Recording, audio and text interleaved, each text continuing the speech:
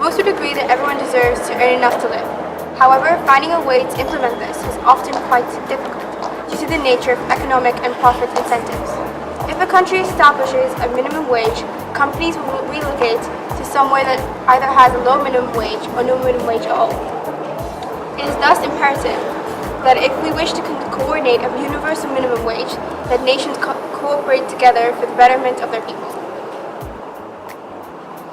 The UN Agenda for Humanity is essentially a 5-point plan that configures the changes required to face global issues on a large scale. The 5 points are the core responsibilities that lie in the heart of global decision-making.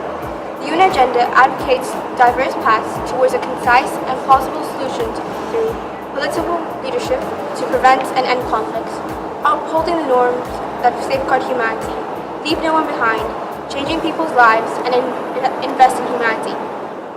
Although the aspects of the agenda itself seem to be promising and holds feasible solutions, the question that remains is how effective it will be when placed into action, as well as analyzing and understanding what makes it different from every other treaty or resolution made. And ultimately, no matter how strong a plan is, it's the result that determines its success.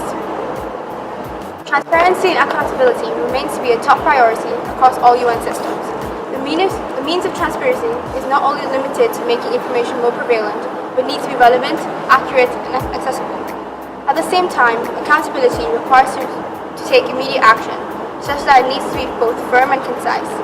Essentially, the efforts of transparency and accountability are elements to cater the core elements of human rights and anti-corruption effects, where dating back to 1946, the UN declared freedom of information to be a human right.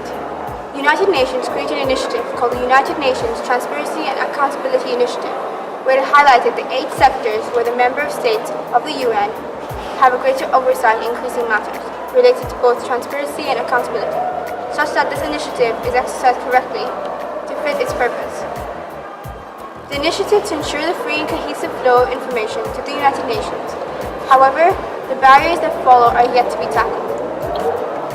Covering approximately 71% of the Earth's surface, oceans nourish life, provide habitats, and are home to a wide array of species.